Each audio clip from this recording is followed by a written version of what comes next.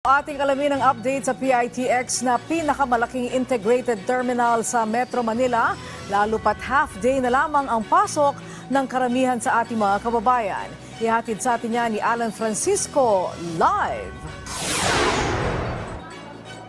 Angelique, yung nakikita nyo ngayon dyan sa aking likuran ay bahagi lamang ng more than 70,000 na bilang ng mga pasahero as of 1 p.m. kayo na lang yan na dumating dito sa PITX ngayong araw.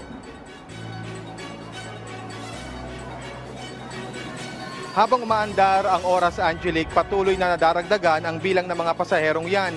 Lumalabas na 10,000 pasahero kada oras ang nadadagdag hanggang sa makamit ng PITX ang inaasang 150,000 passengers sa kabuuan ngayong araw. Kung pagbabasehan ang datos mula sa PITX, mas marami ngayong taon ng Semana Santa ang bilang ng mga biyahero kumpara noong nakaraang taon. Ang dahilan, sabi ng pamunuan ng PITX, mas marami ng ruta ngayon at mas kumpiyansa na ang mga pasahero na may biyahe palagi papuntang probinsya pag nagpupunta sila rito sa terminal. Mahigpit ang seguridad dito, may mga nagbabantay ng mga pulis at bomb sniffing dogs. Tinitiyak na yung mga bagaheng dala ng mga biyahero safe din. Maganda po yun para secured po lahat ng mga tao na papasok para wala pong mangyaring disgrasya sa mga biyahe po. Para lahat po naman, para sa lahat po yung ginagawa ng mga security. Pangkaraniwang dahilan ng mga biyahero ang bakasyon sa kaanak sa probinsya para sulitin ang panahon ng makapag-banding din. Ang stroke survivor ngang si Manuel mula sa Cavite, bumiyahi mag-isa makita lang mga kaanak sa probinsya ng Tarlac. Kasi pag hindi ka naggagalaw-galaw, mas lalong mahirap. Mahirap eh. Masaya. Dahil? Magkikita na tayo. May inspeksyon kanina ang Land Transportation Office dito sa PITX. 3 bus units ang hindi muna pinabiyahe dahil walang maipakitang kopya ng prangkisa. At isa ring bus ang may sirang gulong. Kailangan muna nilang ayusin ang mga yan bago tuluyang makabiyahe. Yung advocacy po ng LTO, still yung road safety natin sa daan. No? Both yon sa driver, sa pasero, at saka mga gumagamit ng sasakyan sa kalye po.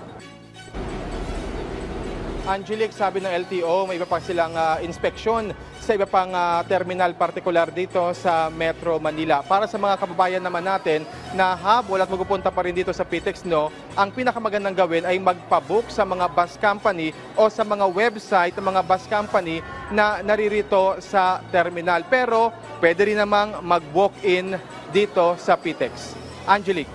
Okay, mga hanggang ano oras ang pinaka-latest o pinaka-huling biyahe kaya dyan sa PITX, Alan?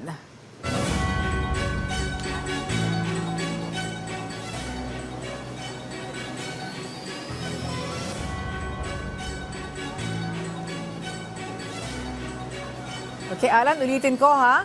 Mga hanggang anong oras kaya ang biyahe ng mga bus na aalis dyan sa PITX? Oo, Angelique, ang oras ng biyahe rito sa PITX ay 24/7. Ibig sabihin, araw-araw meron naman. Hindi lang yan tuwing Holy Week o tuwing holiday, kundi talagang on a regular basis. Angelique.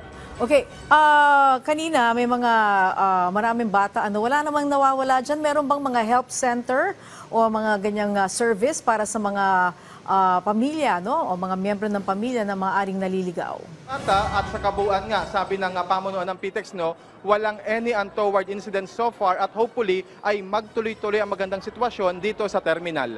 Angelique. Alright, maraming salamat sa iyo, Alan Francisco.